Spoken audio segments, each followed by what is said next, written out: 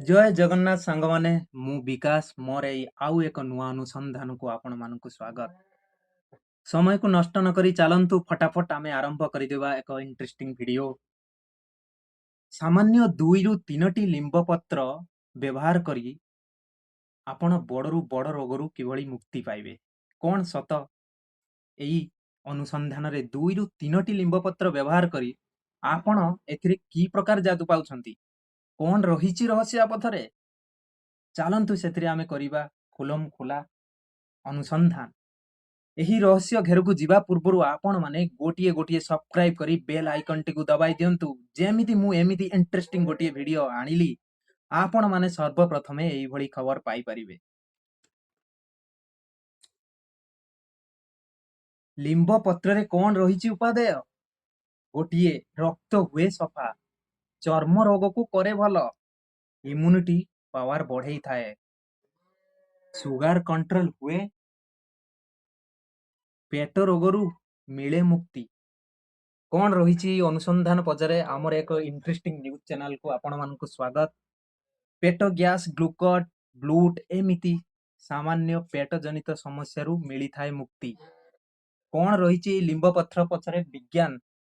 Charity रही थाए विज्ञान उपादान। गोटे निम्बिन निम्दिन एंटीऑक्सीडेंट आज डिरेक्टर एमिति विज्ञान रे चारि गोटी लिंब पत्ररू मिलुछि रासायनिक उपादान, जहा एही चारि गोटी लिंब पत्ररू मिलुथिबा रासायनिक उपादान आपनको शरीर को रखे मजबूत करे सफा।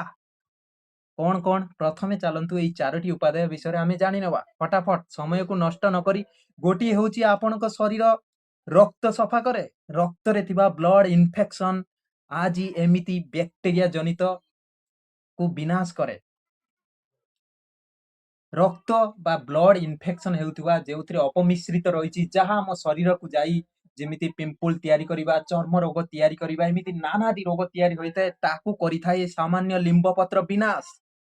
सुगर कंट्रोल, आपण जदि 2 ରୁ 3ଟି लिंब पत्र व्यवहार करूचंती सत कोन डायबिटीज को भी करिथाए कंट्रोल। डायबिटीज बढ़िबार मुख्य कारण हेउछि ग्लूकोज।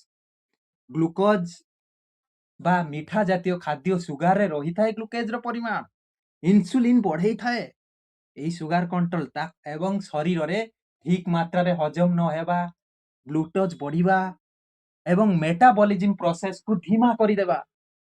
बीजाणु विरोध करि थाए सामान्य लिंब पत्र।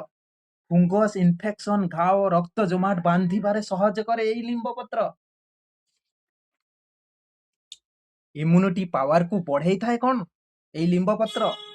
इम्यूनिटी कोन? इम्यूनिटी होउछि शरीर भितरे थिबा एक आंतर्जातिक जागृतिक शक्ति, जहा इम्यूनिटी शक्ति बढ़िले आम शरीर रे सर्दी मात्रा को कमी थाए। आपण माने देखुथिबे जो माने शहर किंबा गां रे रहिथवा बहुत आमे जो रासायनिक दिन को दिन समय बढ़िया सहित आमे प्रत्येक जिनिसटी रासायनिक माध्यम रे व्यवहार करूचंती, सेवन करूचंती। आम एई मुख गोहर देई कोन आमे साधारण जेतेबेले गुटे दुकान को जाउछंती गुटे ओमफेड क्षीरटे किनि आनछंती 10 टंका रे, सेई ओमफेड क्षीर भितरे तमरा रहिछि विषाक्त।